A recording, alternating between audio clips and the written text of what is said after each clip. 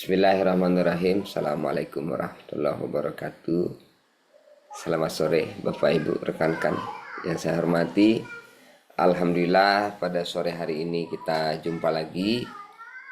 Kita sudah menjalani 3 pekan di dalam program pendampingan pendidik organik ini.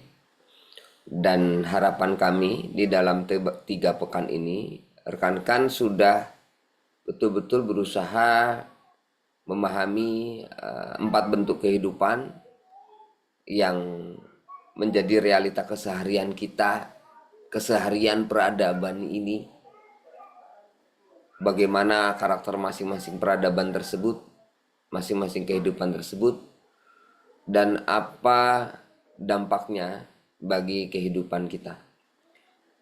Nanti insya Allah besok Senin saya akan merilis semacam itu worksheet ketiga yang terkait bagaimana kita menilai pengaruh kehidupan virtual bagi keluarga kita. Yang sudah dibagikan itu kan yang pengaruh kehidupan institusional dan industrial.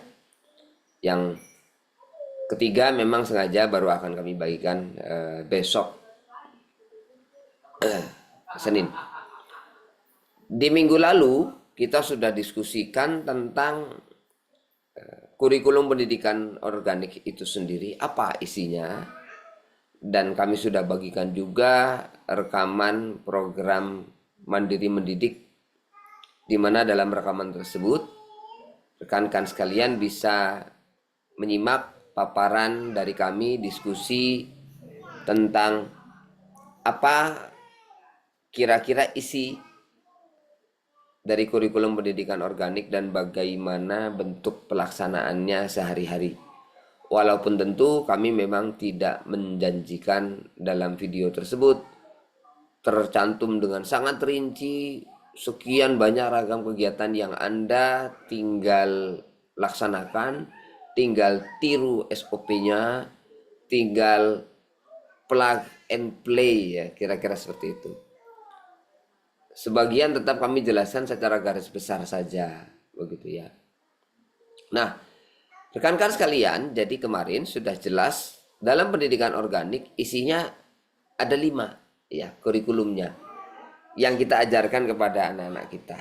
Ada 5, yaitu kita mengajarkan segala sesuatu berkaitan dengan relasi kita dengan Allah, dengan Tuhan yang menciptakan kita, ya.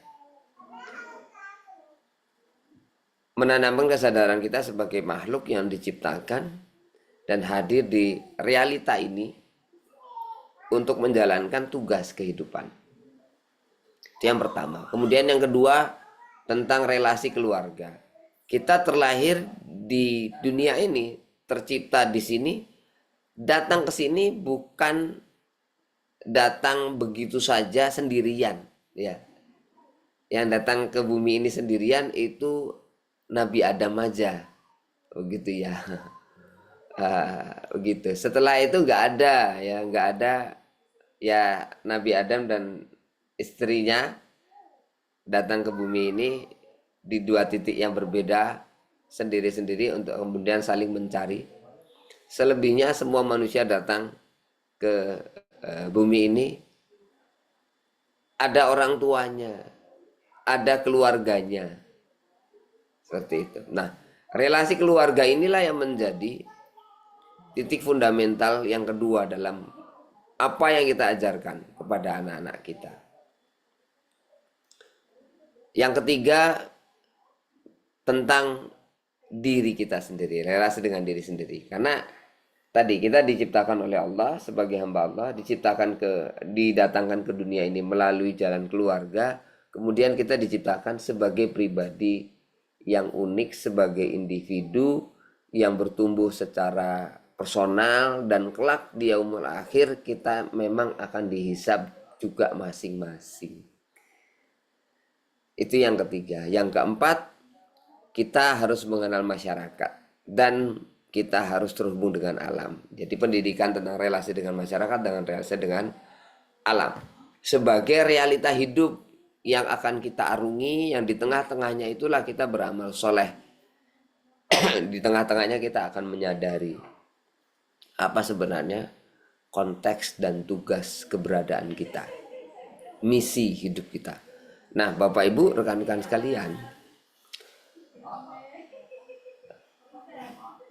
dengan ada 4 bentuk kehidupan, ya, di mana dari 4 bentuk kehidupan itu 3 diantaranya adalah kehidupan rekaan manusia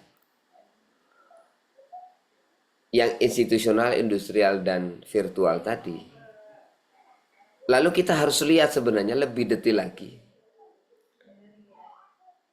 Ketika kita ingin mengajarkan 5 hal ini, relasi dengan Allah, relasi dengan keluarga, relasi dengan diri sendiri, relasi dengan masyarakat, relasi dengan alam, apa pengaruh masing-masing bentuk kehidupan? Ya, apa pengaruh masing-masing bentuk kehidupan untuk 5 aspek kehidupan natural kita? Begitu ya.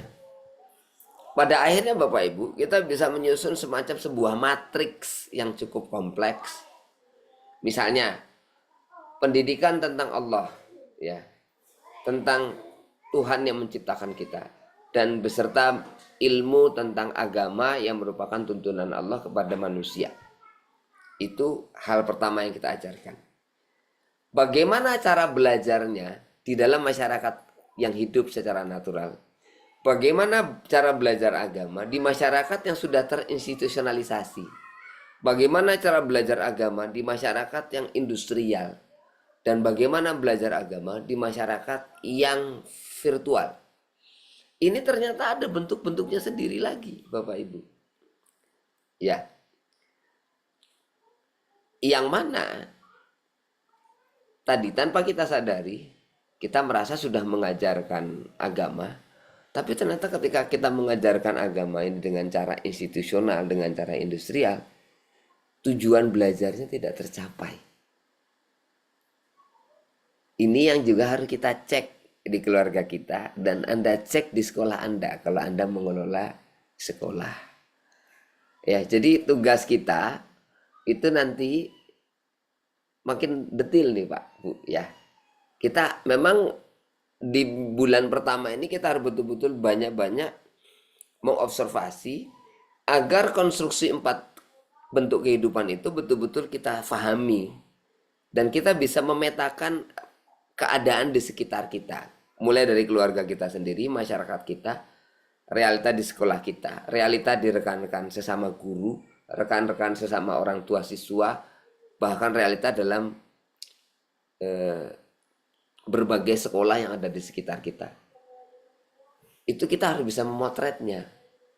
Barulah kita kemudian bisa betul-betul paham, oh beginilah realita tantangan yang ada di keluarga saya dan di masyarakat sekitar saya. Ketika Anda akan menjadi seorang pionir penggerak pendidikan organik, Anda sudah tahu peta keadaan di sekitar Anda. Jadi kembali tadi, coba lihat apa pengaruh kehidupan atau bagaimana berwujudnya dalam kehidupan natural ketika kita belajar agama, dan apa bedanya dengan belajar agama dalam kehidupan institusional.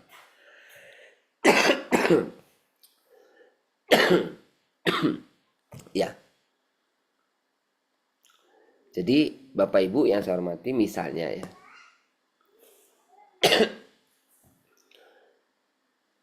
di pondok pesantren misalnya, pondok pesantren itu kan produk dari kehidupan natural. Namun seiring waktu, pondok pesantren ini semakin terinstitusionalisasi.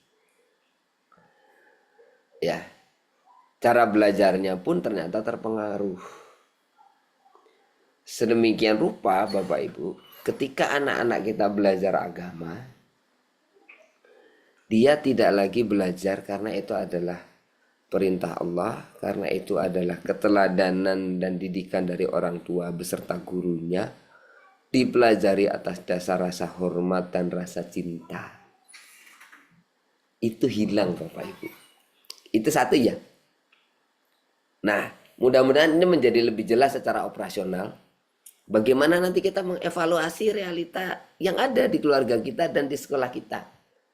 Karena sebelum kita ngajak orang lain untuk berbenah, banyak yang harus kita benahi di diri kita sendiri. Kita bicara tadi tentang pendidikan yang pertama. Ya, relasi dengan Allah. Bagaimana belajarnya? Di Sayogia kami menegaskan misinya jelas. Pelajaran agama itu apa tujuannya? Tujuannya adalah agar setiap orang menyadari kita hidup sebagai makhluk Allah, sebagai hamba Allah, dan kita menjalani hidup ini untuk mencari keridhaan Allah. Dengan kata lain, belajar agama ia untuk diamalkan, amalnya amal yang ikhlas mencari keridhaan Allah. Sesimpel itu. Membelajar Al-Quran karena itu adalah petunjuk hidup, warisan dan anugerah terbesar Allah untuk manusia. Kita harus bisa membacanya, kemudian harus bisa memahaminya. Kita kemudian merasakan rasa butuh, kita merasakan rasa cinta. Ya, apa itu cinta Bapak Ibu? Memang definisinya bisa macam-macam ya. Cinta itu dimulai dari kesadaran bahwa sesuatu yang kita cintai itu adalah hal yang indah dan begitu bernilai. Sama misalnya ketika kita punya pasangan, kita punya anak, kita punya barang yang kita cintai. Karena dia begitu indah dan bernilai di mata kita. Bernilainya karena apa? Karena pengaruhnya terhadap hidup kita. Kita merasa bahagia, kita merasa penuh sukacita, kita penuh rasa kekaguman, kita penuh rasa kegembiraan, apapun bentuk-bentuk emosi yang positif, dan itu emosi yang sangat kuat pada diri kita. Yang itu muncul karena adanya sesuatu, maka kita akan mencintai sesuatu tersebut. Berinteraksi dengan Quran sampai mencintai Quran, dan kita sadar Quran ini adalah petunjuk Allah kepada kita. Bapak Ibu, kalau orang menyadari setiap ayat yang Allah berikan di dalam Al-Quran itu adalah petunjuk Allah kepada kita, seperti nasihat berharga dari orang tua kepada kita. Kita kalau nerima nasihat berharga dari orang tua kita, pasti sama kita akan diingat-ingat betul. Ini adalah pesan ayah saya kepada saya, pesan yang sangat berarti. Bahkan ketika ayah mau berpesan ini kepada saya, beliau menegaskan sekali kepada saya, Firman, ini pesan dari Abah kepada kamu. Ingat baik-baik ya. Maka saya akan mengingatnya. Nah, Bapak Ibu, mempelajari Quran itu motifnya mestinya begitu. Saya mengingatnya karena ini pesan Allah kepada saya. Dan Allah berpesan ini karena cintanya Allah kepada saya sebagai hambanya. Allah ingin saya selamat, Allah ingin saya itu terpandu jalannya, ingin saya itu tidak tersesat. Berpesan baik-baik kepada saya. Tanda peduli, tanda sayang, tanda perhatian dan sebagainya. Dan saya yakin betul, memang ini untuk keselamatan saya. Pasti pesan itu akan saya ingat. Nah Bapak Ibu, karena itulah kita menghafalkan Quran. Sayangnya, kita hanya lihat ujungnya. Banyak yang melihat ujungnya saja. Orang menghafal Quran itu hebat. Orang menghafal Quran itu terhormat. Nah Bapak Ibu ingat lagi ya, kehidupan institusional apa yang paling anggap paling berharga dalam kehidupan institusional? Ada dua, otoritas dan reputasi. Ya, otoritatif dan reputasi tinggi. Seperti itu. Nah, kemudian kita melihat, orang yang menghafalkan Quran itu di masyarakat punya otoritas dan reputasi yang tinggi. Akhirnya kita menginginkan reputasi itu. Kita menginginkan otoritas itu. Kalau menghafalin Quran, paling berhak jadi imam sholat. Kalau jadi imam sholat, semua jamaah tahu siapa imamnya. Pak ini, mas ini, wah keren. Pengen keren, hafalin Quran. Sekolah, di tempat kami ada program tahfiz. Siswa kami semuanya hafiz Quran 100%. Wah, sekolahnya keren. Akhirnya ya ini otoritatif dan reputasi tinggi ini yang ingin diraih dan ingin dipertahankan. Akhirnya program hafalin Quran bergeser niatnya. Itulah salah satu bentuk pengaruh dan wujud bagaimana pendidikan agama di kehidupan institusional. Nanti di kehidupan industrial, nanti di kehidupan virtual, ada lagi Bapak Ibu. Contoh ya, saya langsung lompat saja ke kehidupan virtual Bapak Ibu. Anda boleh cek di YouTube. Ada orang-orang yang bikin akun. Di akunnya itu dia ingin menunjukkan bahwa dirinya itu adalah memang punya kemampuan yang sangat bagus sebagai seorang muazin misalnya. Kemudian konten YouTube yang dia buat itu adalah dia berpura-pura menjadi seorang musafir, datang ke suatu masjid dengan pakaian ala kadarnya yang tidak mengesankan orang ngerti agama, pakai celana jin, pakai kaos yang biasa aja. Kelihatannya nggak ada tanda-tanda anak pondok pesantren, pemuda yang penghafal Quran, nggak ada tanda-tanda. Bikin video seperti itu. Kemudian dia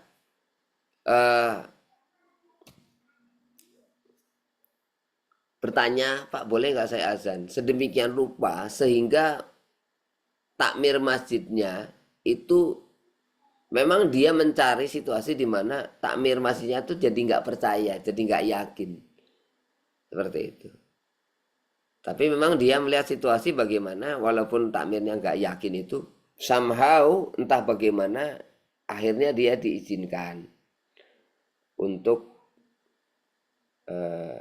azan. Dan begitu azan, dia disetting kan ada kameranya di mana dia simpan merekam untuk merekam respon reaksi dari orang DKM-nya, dari jamaah yang ada di sana.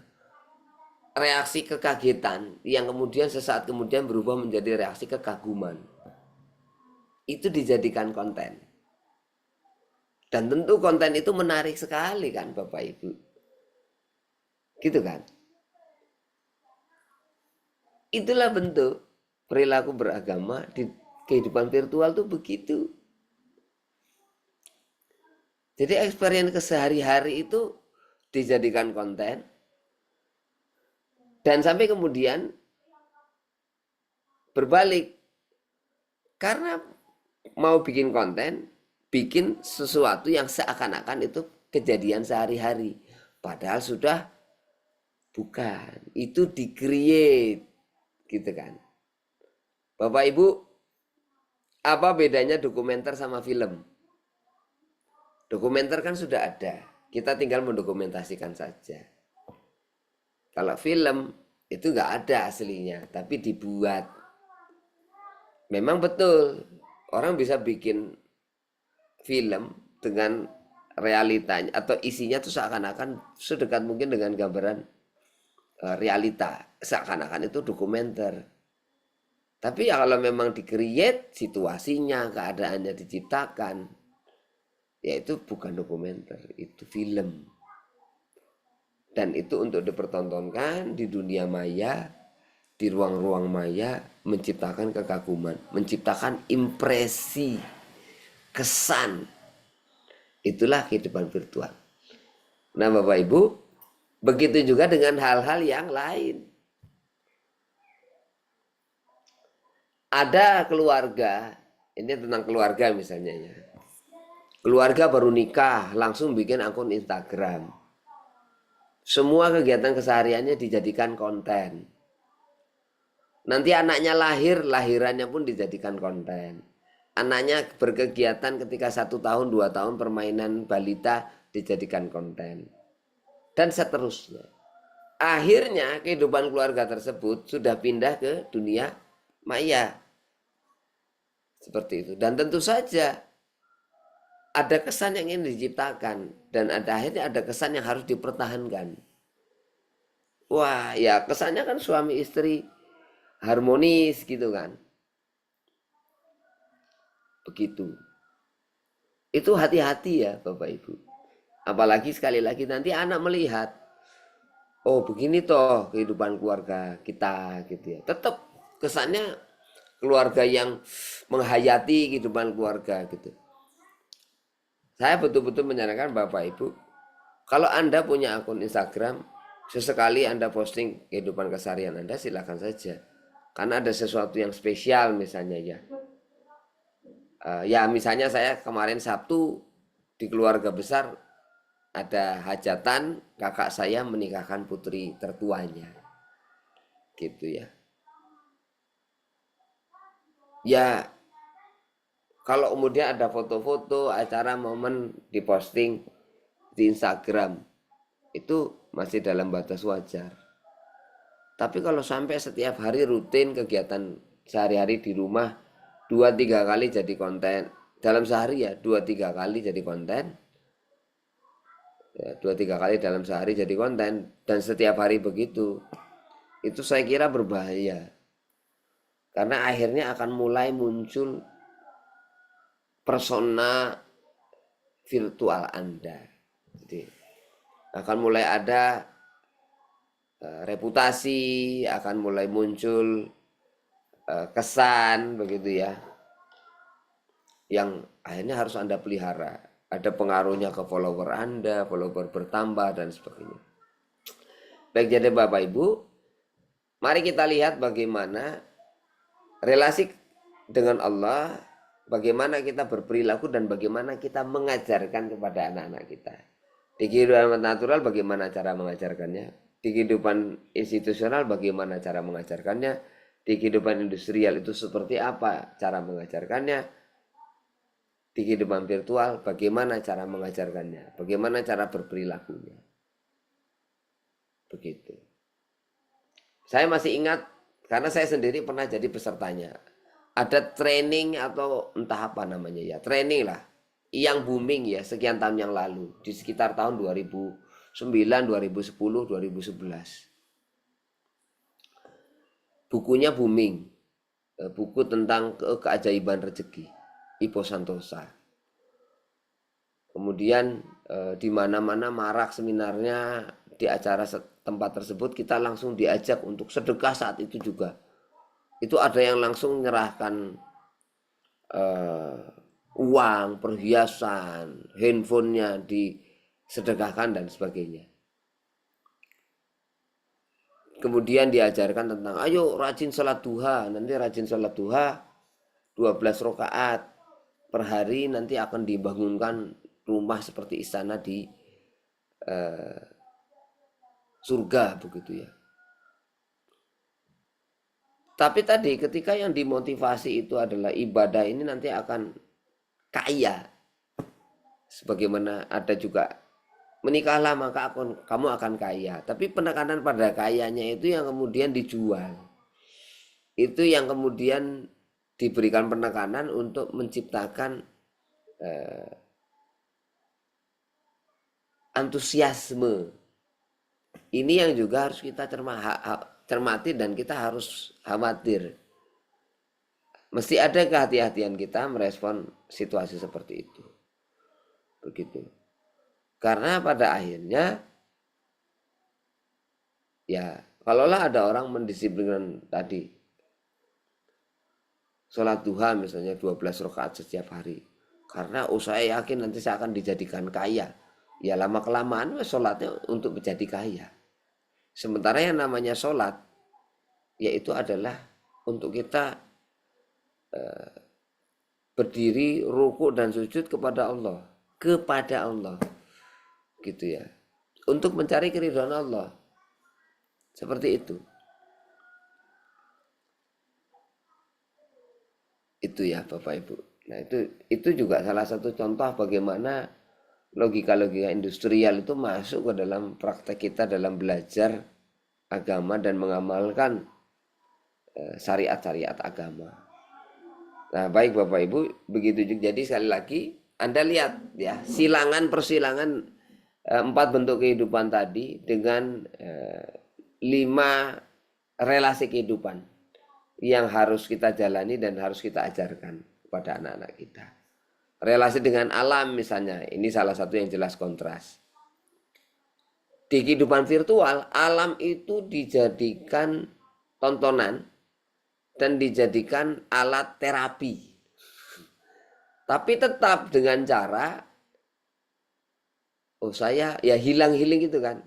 Dengan cara direkam, diposting, kemudian ada yang pakai audio gemericik hujan, ada audio gemericik aliran sungai, tapi kitanya nggak pernah ke sungai. Itulah realita virtual. Seperti itu. Atau di dunia tadi, di dunia virtual itu akhirnya yang booming itu wisata kemana-mana, ke naik ke gunung, naik ke tebing, naik ke pesisir, main ke pesisir pantai, dan lain sebagainya. Tempat-tempat natural yang dianggap instagramable. Dan orang berbondong-bondong ke sana. Seperti itu. Tapi ujungnya apa? Sampai di sana orang tidak sedang ingin mencintai alam dan mengapresiasi alam. Orang hanya sekedar mengikuti apa yang menjadi kegandrungan orang sesaat, ya, viral sesaat. Habis itu lupa, bahkan alamnya rusak karena kegandrungan itu. Baik.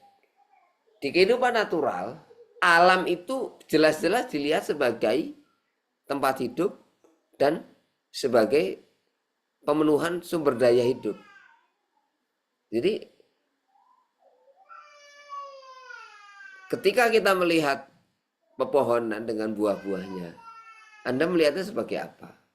Saya masih ingat waktu saya SD di Jayapura.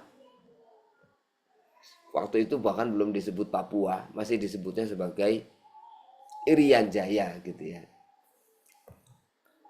Saya belajar dari teman saya, ternyata teman-teman saya itu melihat setiap pohon, setiap tanaman itu sebagai sumber daya hidup. Apakah dengan melihat dengan ini bagian dari pohon ini mana yang bisa kita makan? Itu refleks itu saya lihat di teman-teman saya. Ternyata mata mereka selalu melihat begitu. Dari pohon ini apa yang bisa kita makan? Kalau nggak ada. Kalau nggak bisa dimakan, bisa dipakai buat apa? Mungkin nggak bisa dipakai untuk mainan. Namanya anak-anak kan gitu ya.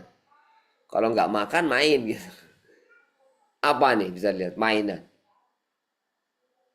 Nggak bisa dipakai mainan juga. Bisa dipakai buat apa? Mulai mengikuti logika orang dewasa. Oh, kayunya barangkali bisa dipakai. Oh, daunnya mungkin bisa dikumpulkan buat apa? Seperti itu. Ada lagi nggak bagian-bagian tertentu dari tanaman dari pohon-pohonan ini yang mungkin secara khusus bisa bermanfaat? Selalu begitu melihatnya. Kalau melihat buah masak satu saja, saya sama teman-teman nih waktu di Jayapura itu misalnya sedang main ke kebun, main ke hutan, main ke semak-semak, kemana lah main. Lihat ada satu jambu matang di pohon yang tumbuh liar di tengah semak-semak atau di tempat pesisir-pesisir kali, sungai-sungai kecil itu. Setengah mati, walaupun itu susah, kami akan panjat. Gimana caranya jambu yang matang itu harus bisa kita dapatkan.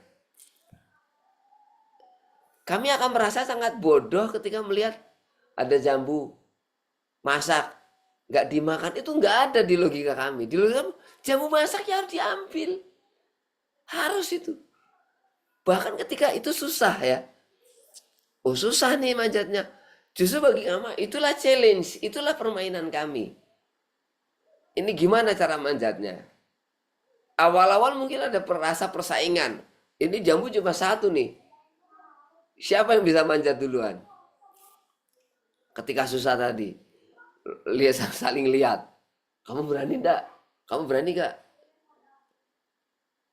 Tidak yakin ini bagaimana bisa panjat kah tidak begitu. Saya coba panjat sudah ya gitu ya. Ya coba panjatlah Karobi misalnya gitu kan. Teman saya gitu. Susah Firman, bagaimana nih? Kau saja Firman, badan kecil begitu. Oh siap, saya panjat sudah. Dari situ Bapak Ibu. Satu jambu saja itu tidak akan kami biarkan.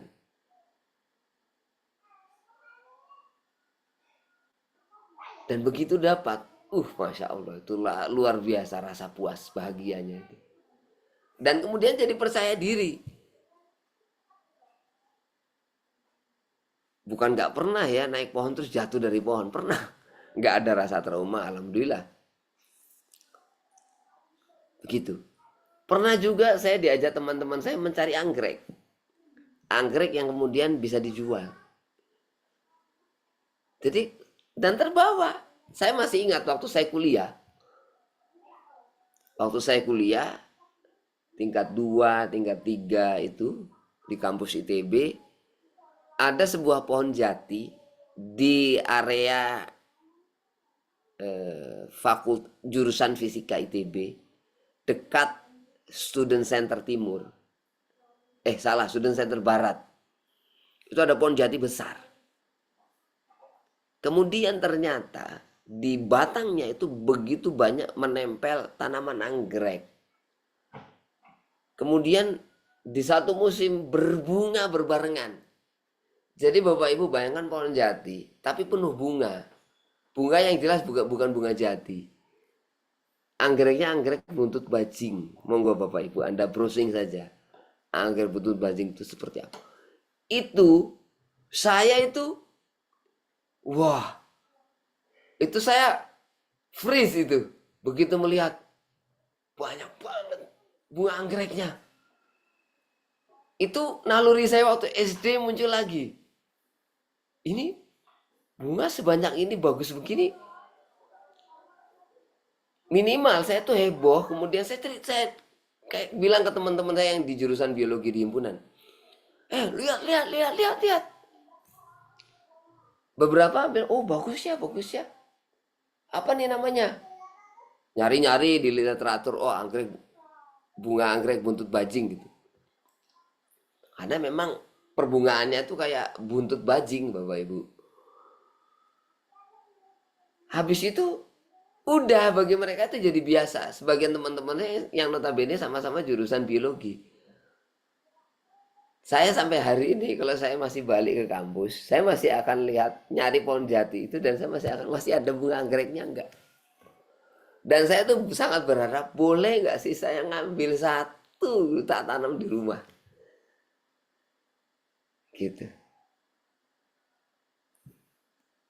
Jadi saya makanya saya masuk jurusan biologi karena waktu kecil pengalaman interaksi saya dengan alam begitu terwarnai dengan bagaimana cara pandang teman-teman saya yang asli Papua sana. Mereka melihat alam sebagai sumber daya hidup. Saya ngelihat uang banyak biasa aja.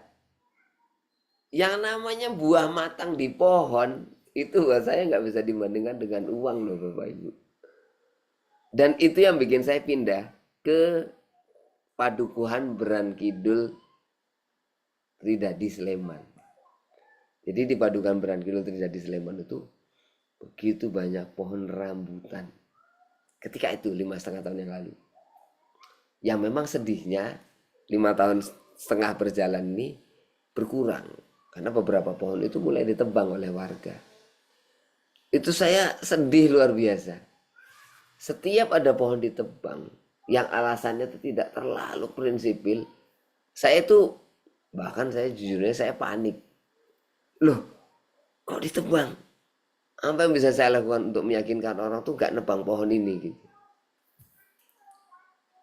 Apalagi kalau pohon yang ditebang itu, pohon itu ada di area Sayogia yang kami sewa. Cuma yang nebang yang punya. Itu saya panik. Beberapa kali kejadian soalnya. Dan saya habis itu sangat sedih dan saya merasa kecewa. Aduh, gitu. Kalau udah kecewa gitu, terus apa arep nyalahke wong liya gitu kan ya nggak pantas, tapi ya gimana gitu. Gitu ya Bapak Ibu. Jadi alam bagi masyarakat natural itu sumber daya hidup luar biasa berharga, luar biasa penting. Bagi kehidupan institusional, ya, alam itu ya sekedar sesuatu yang mungkin perlu ditata dalam arti misalnya ya ada surat-surat tanah, wilayah administrasi, terus Ya sudah, ini gimana pertanian di daerah ini, siapa yang menjadi petani, habis itu gimana SOP-nya, distribusi pupuk misalnya, distribusi hasil panen, harga panen itu bagaimana, pemerintah mempengaruhi dan menentukan bagaimana masyarakat petani di Indonesia itu tata kelola perdagangannya seperti apa, begitu. Dan ya sudah, tanam yang laku, yang nggak laku jangan ditanam, seperti itu. Tapi yang ditanam ini akhirnya belum tentu adalah tanaman asli daerah setempat. Saya tidak tahu Bapak Ibu apakah di antara Anda ada yang ingat, jika Anda segenerasi dengan saya, ada masanya di akhir-akhir masa kepemimpinan Pak Soeharto, putranya Mas Tommy Soeharto itu mengelola sebuah lembaga pemerintah yang mengatur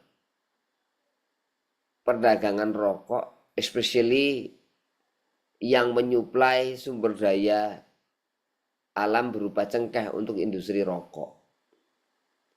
Dan itu di masyarakat Jawa Tengah khususnya dan DIY banyak yang mendapatkan instruksi perintah untuk nanam pohon cengkeh. Ya. Sampai sekarang kalau Bapak Ibu masih mau nyari, itu yang saya masih mudah temukan sisa-sisanya. Itu di Menoreh, Kulon Progo, sampai ke Purworejo sana. Itu warga di sana dipaksa, tentu secara halus. Tanaman-tanamannya yang biasanya mereka tanam diganti, suruh nanam cengkeh.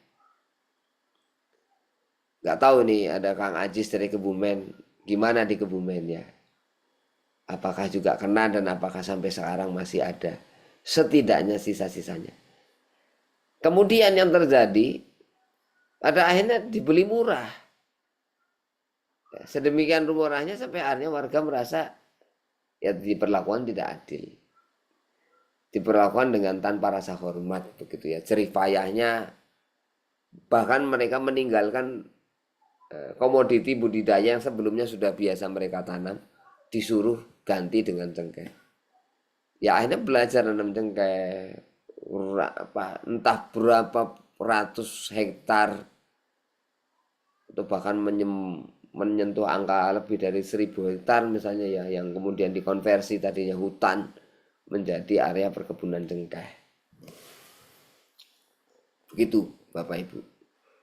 Di kehidupan industrial sudah jelas, alam itu dilihat sebagai sumber daya juga, tapi untuk dieksploitasi.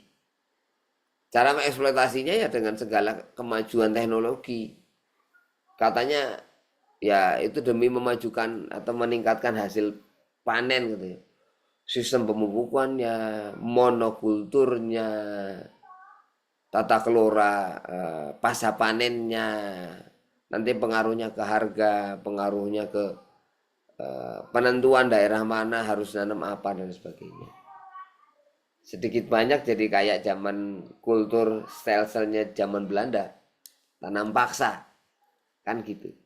Nah, praktek tanam paksa itu adalah praktek bagaimana institusi mengatur pemanfaatan alam. Yang mana kadang-kadang yang nggak berbasis realita natural juga, daerah yang berawa-rawa kok disuruh nanam tanaman yang sebenarnya nggak ada di rawa, seperti itu.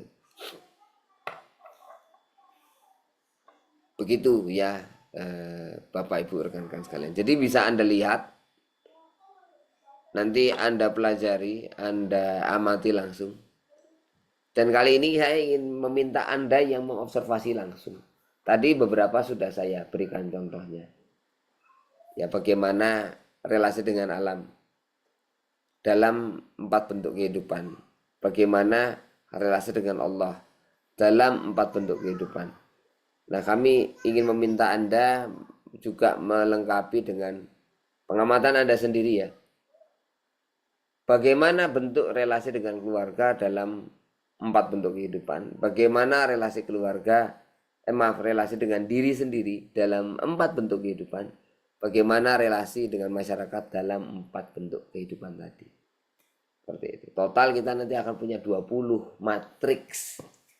Ya, matriks berisi 20 gambaran realita dalam 4 bentuk kehidupan. Ada 5 relasi kehidupan. Bagaimana itu dijalankan dan bagaimana itu diajarkan. Sehingga kita bisa nanti memotret dalam setiap melihat situasi di masing-masing keluarga. Mulai dari keluarga kita. Nanti kita akan membantu observasi keluarga teman saya gimana. Keluarga kakak saya gimana. Keluarga adik saya bagaimana. Keluarga tetangga-tetangga saya seperti apa. Dalam 20 bentuk. Dalam 20 deskripsi tadi. Ya. Sehingga kita bisa lihat ini kecenderungannya itu keluarga ini tuh jadinya gimana, sudah terpengaruh paling banyak oleh kehidupan yang mana, dan kemudian prakteknya itu ada di mana. Bapak Ibu rekan-rekan sekalian,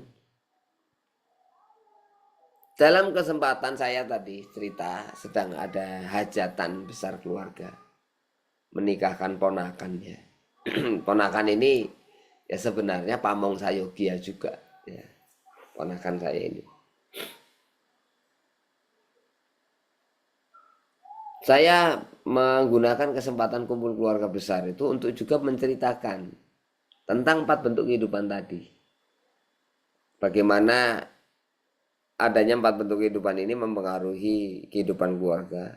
Dan bagaimana di keluarga besar saya, yang bisa dibilang memang keluarga yang sangat besar, harus saya tekankan di situ. Itu saya jadi bisa melihat disparitas ya, bentuk-bentuk kehidupan yang sangat berbeda-beda. Jadi kalau dilihat dari garis leluhur saya atau tetua saya dari jalur bapak, kalau dihitung dari kakek saya punya paman bibi itu 11, beserta ayah saya berarti 12 bersaudara. Dari 12 bersaudara, ayah saya dan kakak dan adik-adiknya itu lahir generasi ketiga. Jadi cucunya kakek saya, atau dengan kata lain sepupunya saya, itu ada 60 Bapak Ibu. Jadi kalau ditambah saya total 61. Kakek saya itu punya cucu 61 orang. Dari 12 bersaudara anaknya. Itu bentuk kehidupannya macam-macam. Berarti kan asumsinya ada 61 keluarga yang bisa saya observasi. Coba Anda bayangkan. Nggak mungkin kan? Oh, keluarganya sama, homogen semua, mindsetnya sama persis. Nggak mungkin. Sebanyak itu pasti banyak bedanya. Kemudian saya cerita khususnya tentang penggunaan gadget. Bagaimana yang baik, bagaimana yang benar, bagaimana yang tidak baik. Dan kebanyakan memang nggak benar. Apalagi kalau sudah anak-anak dan remaja. Saya menjelaskan dengan sangat detail. Saya memperhatikan saudara-saudara saya itu ya cukup menyimak begitu ya. Namun yang cukup menyimak ya saudara-saudara saya. Anak-anak mereka enggak. Dalam arti ketika saya jelasin ini, ya saudara saya yang dengarkan, tapi anak-anak mereka tuh ya masih dengan HP-nya. Sedemikian rupa saya bertanya-tanya, ini saya jelaskan itu mereka pertama paham atau tidak. Yang kedua, kalaupun paham ini sebenarnya nerima apa enggak tuh. Yang saya jelaskan ini. Setelah sekian menit saya bicara, sekian banyak, sekian lama ngomong beberapa kali. Saya mulai merasakan satu fenomena seperti susahnya meyakinkan orang bahwa bumi ini bulat karena meyakini bumi ini datar. Ternyata sesusah itu menjelaskan kepada orang bahwa anak-anak itu kalau ya masih anak-anak, jangan punya HP dan jangan ada waktu rutin untuk pakai HP. Bukan berarti tidak boleh pakai HP sama sekali. Pakailah ketika benar-benar saatnya dibutuhkan. dan kebutuhannya untuk aktivitas produktif. Terus saya jelaskan, melihat kanan kiri, ini saya beneran didengerin enggak ya? Itu ternyata begitu, susah ternyata. Nah itu Bapak Ibu ya, jadi tugas Anda berikutnya ada dua. Nanti saya akan berikan worksheet tentang kehidupan virtual. Lalu buatlah deskripsi dalam matriks 4 bentuk kehidupan versus 5 aspek kehidupan yang harus kita pelajari dan kita ajarkan kepada anak-anak kita. Apa pengaruh kehidupan industrial terhadap relasi kita dengan masyarakat misalnya. Apa pengaruh mindset virtual terhadap penghayatan dan pengamalan agama ini kita sebagai seorang muslim. Begitu Bapak Ibu. Ya. Nah yang tadi yang pertama tadi ya, kita akan kirimkan kuesioner pengaruh kehidupan virtual kepada diri Anda dan sekeluarga. Jadi harapan kami ke 1 pekan ke depan kan berarti kita sudah 1 bulan ya Bapak Ibu. Di bulan pertama ini rekan-rekan kita sama-sama sudah betul-betul paham 4 bentuk kehidupan tadi, kita sudah betul-betul paham 5 relasi kehidupan yang ada dan bagaimana bentuk 5 relasi kehidupan tadi dalam kehidupan natural, institusional, industrial, virtual. Ini Anda amati sendiri secara langsung di sekitar Anda dan mulailah untuk bisa menemukan gambaran fenomena realitas sekitar Anda dalam masing-masing matriks tadi. Ketika kita akan menjadi seorang penggerak pendidikan organik, ya kita akan sekaligus harus bisa semacam menjadi auditor ya, yang membantu orang untuk mengaudit kehidupannya. Gitu. Sebagai pembanding Bapak Ibu barangkali di sini Anda juga ada yang cukup familiar dengan talent mapping. Kita kan ada orang yang bekerja sebagai praktisi talent mapping dan praktisi talent mapping itu membantu orang itu mengaudit dalam dirinya ada bakat apa saja. Begitu. Nah, tentu itu bisa mengaudit dalam diri seorang ada bakat apa saja. Ya, ada 34 gambaran bakat yang harus dipahami. Ya, kita tahu oh ini bakat ini apa. Nah, Bapak Ibu, dalam hal ini sama. Jadi kita mesti punya deskripsi yang jelas. Bagaimana relasi dengan diri sendiri di dalam kehidupan virtual. Bentukan perilakunya seperti apa. Sehingga kita bisa mengidentifikasi masalah-masalah seperti itu ada nggak di anak saya. Ada nggak di murid-murid saya. Ada nggak di rekan kerja saya. Atau bahkan jangan, ada nggak di pasangan saya. Ya. Jadi kehidupan virtual misalnya dengan relasi dengan diri sendiri. Oh ternyata anak saya, pasangan saya, atau bahkan diri sendiri. Kita sudah terbiasa merisaukan bagaimana perkembangan akun Instagram saya. Follower saya meningkat tajam atau tidak? Masa follower saya segitu-gitu saja. Kalau saya posting, orang berapa banyak yang nge-like? Kok yang nge-like sedikit? Akhirnya merasa gagal, merasa tidak puas, merasa kecewa. Dan mempengaruhi rasa harga diri. Seperti itu misalnya ya. Nah itu silakan Bapak Ibu rekan-rekan sekalian, Anda nanti audit. Nanti worksheetnya kami akan sediakan. Sedemikian rupa setelah 1 bulan ini Anda khatam secara umum ya. Gitu. Nah ini ada pernyataan dari Ibu Nur Hasanah. Terkadang apa yang sudah kita laksanakan dalam pendidikan organik dan kita aplikasikan di luar sekolah masih jadi perdebatan antara orang tua dan cenderung berbelit-belit dalam pendidikan. Betul, itu memang tantangan yang tidak mudah, tidak bisa diubah dalam sesaat ya. Kalau kita sudah berurusan dengan mindset keluarga pada umumnya,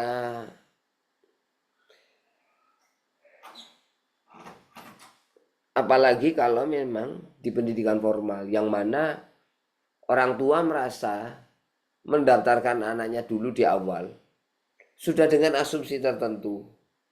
Oh, sekolah ini sekolah formal, maka dia akan berjalan seperti ini. Ketika sekolah melakukan reformasi, melakukan inovasi, melakukan eh, refleksi, dan kemudian muncul metode-metode baru, tidak heran kalau ada di kalangan orang tua yang merasa, loh, ini kan berbeda dengan anggapan-anggapan dan ekspektasi saya. Sekolah ini tidak boleh berubah. Sekolah ini harus tetap seperti yang saya ketahui. Karena sekolah ini tugasnya adalah memenuhi harapan dan imajinasi saya tentang hasil perkembangan anak-anak saya. Jadi sesederhana itu kenapa orang tua banyak yang nggak mau sekolah itu melakukan perubahan. Begitu. Pada akhirnya sekolah kami dianggap tidak recommended dan mempengaruhi orang lain. Betul Bu, saya Yogi aja pernah ngalami kok. Seperti itu. Ya, begitu. Nah, Bapak Ibu, kembali kepada kita sendiri. Kita sebagai pelaku pendidikan, kita terpengaruh nggak dengan seperti itu? Ini masalah budaya kehidupan institusional. Apa tadi Bapak Ibu intinya? Otoritas dan reputasi. Ya. Kita bisa menjadi tawanan orang tua, seperti kata Pak Aziz, yang juga adalah kepala sekolah. Kita bisa jadi tawanan orang tua, kalau kita selaku pengelola sekolah, apalagi di atas kita jika ada pengurus yayasan, masih sangat menjaga reputasi yang sudah terbentuk selama ini. Itu tidak boleh diubah dan tidak boleh ada penurunan reputasi. Bahwa kita adalah sekolah favorit. Bapak Ibu rekan-rekan yang saya hormati, kalau Anda ingin mempertahankan favorability Anda, karya Anda,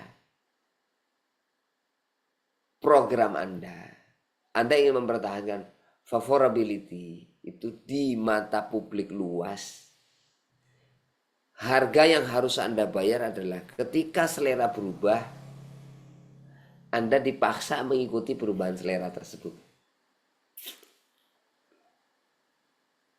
Gitu. Ya. Contohnya kita pakai saja di dunia kuliner. Bapak Ibu, hanya di Indonesia ada istilah mek rendang di McDonald. Jelas gak ada di McDonald Singapura, McDonald Kuala Lumpur, McDonald di Jepang, nggak ada. Seperti itu ya. Atau misalnya, ini di McDonald Indonesia pun ada ayam crispy, kuahnya kuah kari. Ya mungkin ada di India, saya nggak tahu. Dari mana berasalnya makanan-makanan berkari. Mungkin di Malaysia juga mungkin ada, saya nggak tahu. Tapi yang jelas di Amerika sana mesti ini nggak ada.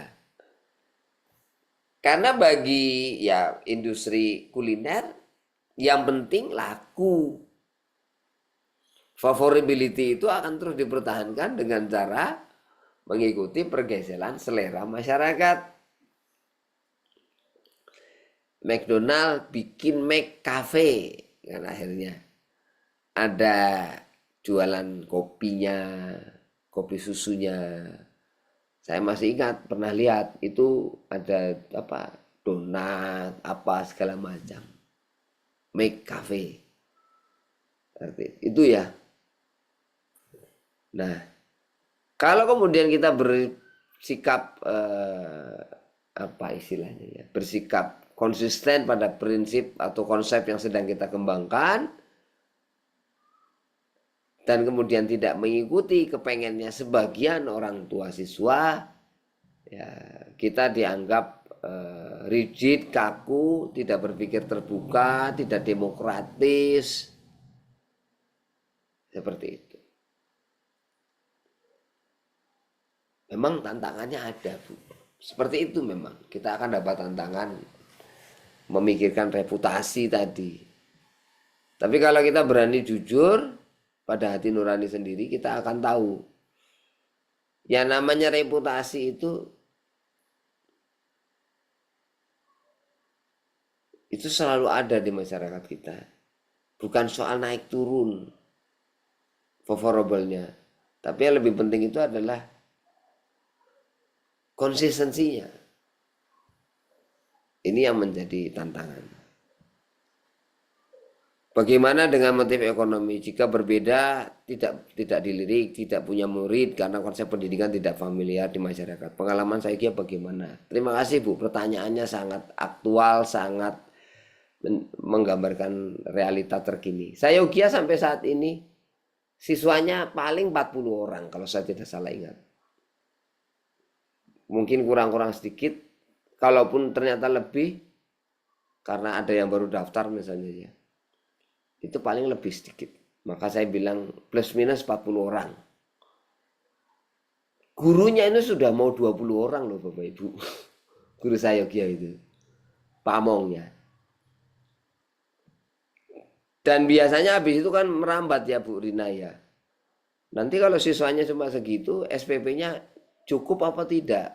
Nanti kebutuhan pembiayaan lembaga terpenuhi atau tidak? Begitu. Balik lagi. Soal kebutuhan ini dalam kehidupan institusional, bagaimana kebutuhan dipenuhi? Dalam kehidupan institusional, kebutuhan dipenuhi melalui transaksi formal antar manusia dengan manusia lain. Itulah cara kita dapat uang. Di sekolah dengan cara ada SPP, ada uang pangkal dan sejenisnya. Sudah kita mengandalkan itu.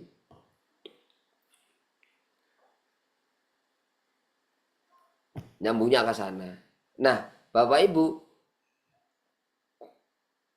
di banyak sekolah formal itu sampai lupa bahwa ya namanya uang itu yang menyediakan. Itu bukan yayasan, bukan pemerintah. Yang namanya uang sebagai sumber hidup, rezeki, Allah yang menyediakan. Susah sekali kita untuk kembali kepada kesadaran itu. Yang mana itu adalah kesadaran dasar di kehidupan natural. Semua sumber daya hidup manusia itu tidak ada sumber lain kecuali Allah. Jadi kita harusnya tetap tenang saja. Kalau kita menegakkan prinsip, memperjuangkan sesuatu prinsip, mengambil langkah yang disukai atau tidak disukai sebagian orang, demi kita mempertahankan prinsip, tenang saja. Kita tidak akan kemudian jadi kena masalah. Seperti itu. Nah disitulah kita harus yakin kita sendiri seberapa yakin, jangan-jangan keyakinan hidup kita pun sudah terinstitusionalisasi. Gitu. Jadi kalau siswa berkurang nggak apa-apa. Bapak Ibu, saya izin bertanya kepada Anda yang mengelola sekolah. Kalau di sekolah Anda tentu ada SPP yang ditetapkan besarannya. Di Sayogia juga ada. Pertanyaan saya, jika ada orang tua yang menyatakan, duh saya berat nih memenuhi kewajiban SPP, dana saya sedang terbatas, bolehkah saya meminta keringanan? Bagaimana tanggapan kira-kira sekolah Anda, Bapak Ibu? Apakah ya sudah akan kita berikan keringanan? Atau bahkan kita berikan informasi, ada kok sebenarnya mekanisme beasiswa misalnya ya. Syaratnya harus berprestasi. Atau syaratnya memang harus membuktikan diri keluarganya memang benar-benar miskin. Gimana caranya Bapak Ibu di tempat Anda? Di Sayogia? Nah itu, mencantumkan slip gaji. Pertanyaan saya, lo justru yang susah, uang itu kan nggak punya gaji. Kan gitu ya. Lu gimana lo? Justru karena nggak punya gaji itu makanya susah bayar SPP. Ya sudah kalau gitu bukti rekening. Lo justru nggak punya rekening. Akhirnya kan orang miskin nggak boleh sekolah. Kesannya begitu. Gitu ya Bapak Ibu. Kami di Sayogya mencoba mencari langkah yang pas kalau berhadapan dengan situasi seperti itu. Berkenaan dengan SPP-nya kami akan bertanya, Bapak Ibu sanggupnya berapa? Berapapun yang disebut oleh orang tua siswa, ya akan kami terima. Tidak harus ada syarat-syarat apa-apa. Begitu. Nah ini ada nih, melihat kuota penerima bantuan atau dibantu dengan pihak ketiga. Seperti itu. Bisa seperti itu. Silahkan Anda gunakan cara-cara yang simpel menurut saya. Karena tadi kalau dibantu dengan pihak ketiga, selama Anda memang bisa mencari pihak ketiga untuk menanggung beasiswa dan sebagainya, bagus monggo gitu ya. Kalau tidak ada bagaimana? Begitu. Nah, kami kalau tidak ada ya sudah, kami pokoknya fokus langsung kepada orang tua. Anda sanggupnya berapa? Saya sanggupnya separuh. Oke, silakan. Boleh nggak seperempat? Boleh. Gitu ya. Boleh nggak kami gratis? Ya boleh. Boleh saja. Dan kami tidak akan minta mereka melakukan pembuktian macam-macam. Seperti itu. Nah nanti kalau ada yang bohong bagaimana? Kalau ada yang bohong berarti relasi antara sekolah dengan orang tua siswa kan berarti kurang baik ya. Tidak dekat. Karena tidak baik, kurang baik dan tidak dekat, akhirnya orang merasa boleh lah, bisa lah kayaknya kalau saya berbohong, dan sekolah juga nggak akan tahu ini kalau saya bohong tentang batas kemampuan saya. Dan yaitu relasi orang tua dengan sekolah yang seperti apa sampai orang tua tuh merasa nggak apa-apa saya berbohong, itu nggak apa-apa. Itu kan mengerikan ya. Gitu Bapak Ibu. Jadi ya sudah, tanya berapa sanggupnya. Kemudian kami berdiskusi, Bapak Ibu barangkali Anda bisa ikut berkontribusi kepada Sayogya dengan cara-cara lain. Kita berikan juga opsi tersebut. Dan cara-cara lain ini bisa apapun sebenarnya. Gitu ya. Dengan membantu melalui kompetensi yang mereka miliki. Yang mana otomatis mereka akan menyediakan waktu juga untuk menjalankan kontribusi tersebut. Atau apapun ya. Nah, begitu Bapak Ibu. Gitu ya. Jadi memang jika kita berbeda dengan tadi harapan orang tua gitu ya, kita harus tetap perjelas prinsipnya apa, mengapa kita berbeda dengan yang umum tadi, dan apa tujuannya. Tinggal bagaimana kita juga kemudian dengan konsistensi kita, akhirnya orang bisa melihat perbedaan ini sebenarnya hasilnya apa sih. Apakah juga memang berhasil menunjukkan hal berbeda dalam kualitas karakter siswa kita, anak-anak kita. Karakter perbedaan aspek mentalnya barangkali, aspek kognitifnya barangkali, aspek motoriknya barangkali, dan lain sebagainya. Begitu. Tidak perlu ragu Bapak Ibu, namanya kita yakin kita mengelola sebuah program misalnya apalagi sekolah, itu dengan membawa niat ikhlas, penuh rasa syukur sama Allah kita dikasih amanah kerja. Siswa nambah siswa kurang, ya memang segitulah kapasitas kita untuk mengurus siswa. Jika kita yakin tidak ada yang salah, tidak ada sesuatu, tiba-tiba siswa ada yang tidak daftar ulang, tidak gabung lagi, atau mau pindah ke tempat lain, merasa nemu sekolah yang lebih bagus, nggih monggo, silahkan saja. Karena sebenarnya justru yang harus kita pikirkan ekstra keras itu adalah kalau siswa bertambah, bukan siswa berkurang. Siswa bertambah berarti tanggung jawab bertambah, resiko juga bertambah. Begitu nggih Bapak Ibu. Ya, Jadi rekan-rekan sekalian, setelah 3 pekan ini berjalan, coba Anda sederhanakan lagi. Oh oke, berarti ada 4 bentuk kehidupan, dan di dalam kehidupan itu ada 5 relasi yang penting untuk dipelihara dan kembangkan. Bagaimana bentuknya 5 relasi ini dalam 4 bentuk kehidupan tadi.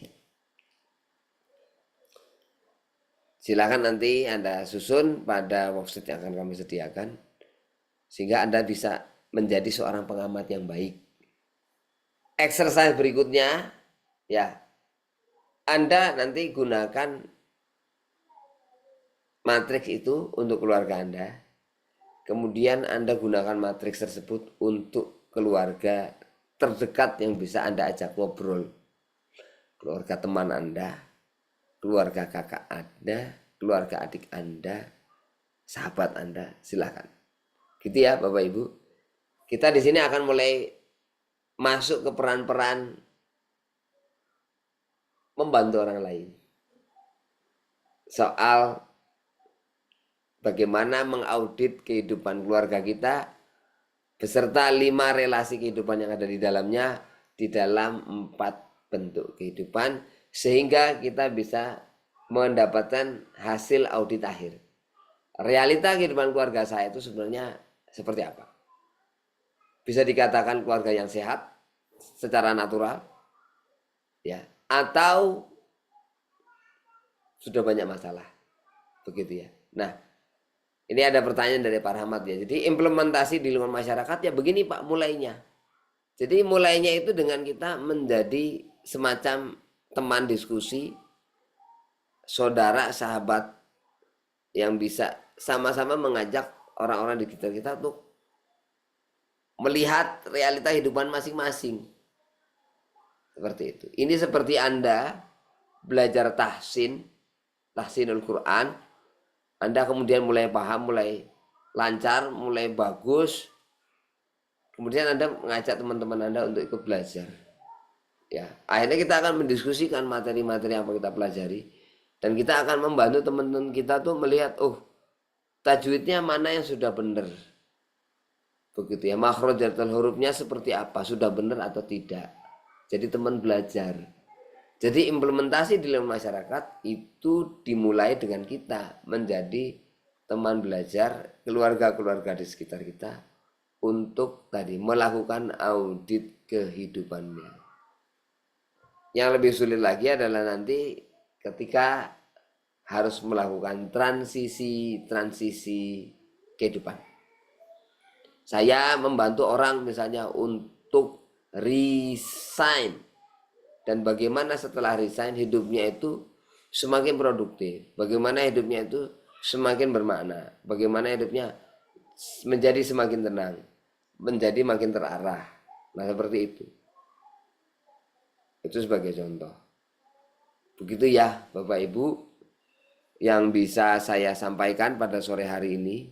Siap-siap ya. Jadi nanti di pekan terakhir Desember kita akan mulai kerja nih untuk diri kita dan orang-orang di sekitar kita.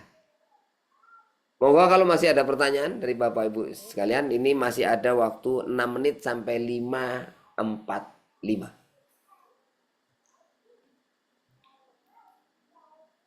Ini memang belum semuanya ikut gabung ya. Dari seluruh peserta, tapi ya ini direkam, mudah-mudahan rekamannya nanti segera siap untuk bisa dibagikan. Yang minggu lalu juga sebenarnya ada rekamannya, nanti akan kami bagikan juga. Ya rekan-rekan sekalian, ini hitung-hitung kita persiapan, jikalah bagi Anda momentum ini bisa Anda manfaatkan masuk ke tahun yang baru, tahun Masehi yang baru. Atau kita bisa juga memandangnya kita masuk ke paruh kedua dari tahun Hijriah tahun ini, 1446 Hijriah. Ya, jadi masuk Januari nanti kita masuk Rajab. begitu ya. Ini jadi Jumadil akhirnya nih ya memang tinggal sepekan lebih lah, ya sekitar 9 atau 10 hari lagi, 9 hari lah, begitu Bapak Ibu ya. Monggo kalau masih ada yang mau ditanyakan.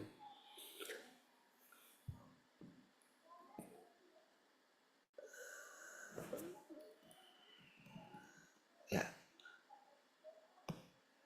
jika tidak ada, saya akan cukupkan sampai di sini, Bapak Ibu sekalian. Terima kasih tadi Mbak Wending yang sudah mengawali Zoom kita dan menemani Bapak Ibu ngobrol-ngobrol dan diskusi di awal. Terima kasih Bapak Ibu yang sudah turut hadir dalam diskusi sore hari ini. Oh iya, saya jadi ingat, ini sudah diniatin dari kemarin pengen saya ceritakan. Jadi kemarin itu kan saya ke Ciheras Selatan ya, tempatnya Bang Ricky Elson, untuk berbagi pengetahuan tentang talent mapping kepada guru-guru di sana. Kebanyakan guru SD, ya, kebanyakan rata-rata guru SD. Dan itu dari sekolah negeri semua. Ya, Bapak Ibu, di sore hari ketika acara sudah selesai, saya sudah mau pamit pulang. Saya sempat ngobrol dengan panitia.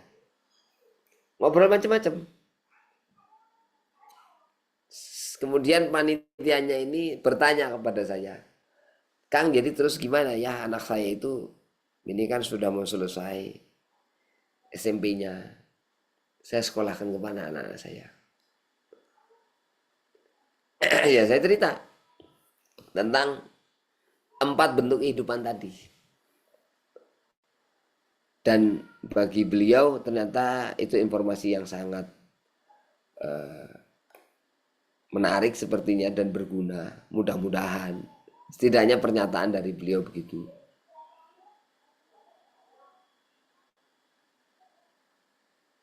Bahwa oh betul ada kehidupan natural, institusional, industrial, dan virtual.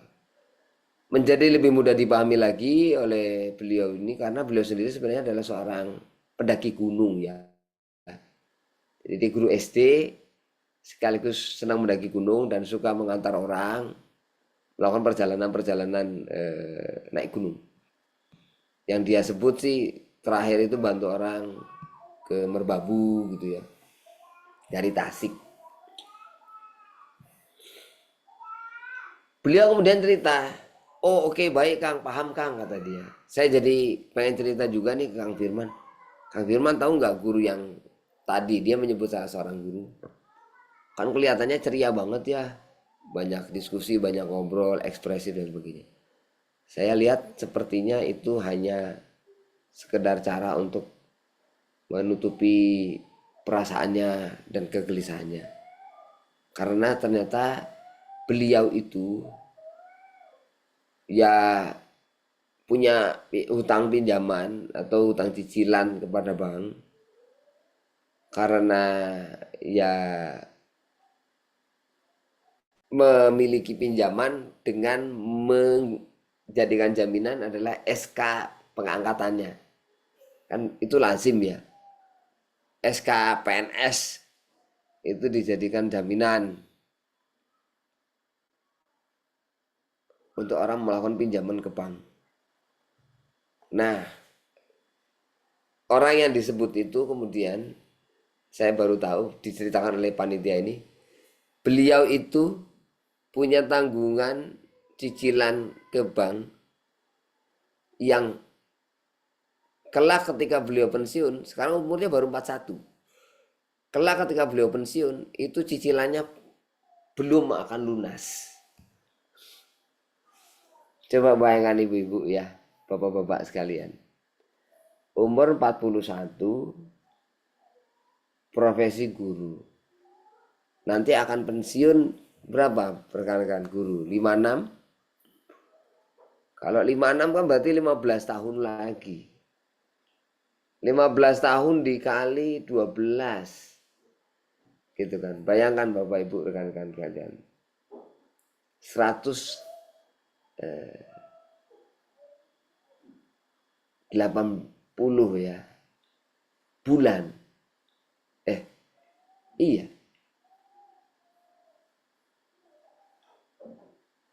Masih ada 180 bulan di mana beliau itu harus bayar cicilan. Dan ketika 180 itu terlaksana, tercapai, ia belum lunas juga. Tapi sudah pensiun.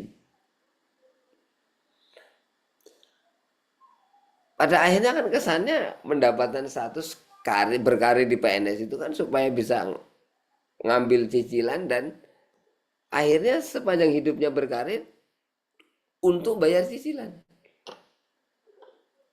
Itu kan saya, aduh, astagfirullahaladzim. Kebayang itu gimana hidupnya. Gimana bisa tenang itu hidup kayak begitu.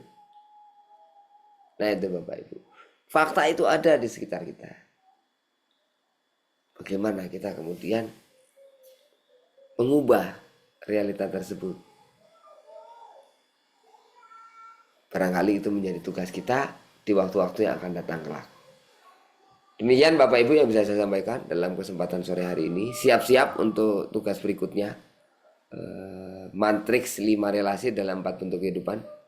Dengan worksheet audit pengaruh kehidupan virtual terhadap kehidupan kita masing-masing. Izin saya akhiri Bapak Ibu. Selamat menunaikan sholat maghrib yang sudah memasuki waktunya. Selamat sore. Assalamualaikum warahmatullahi wabarakatuh.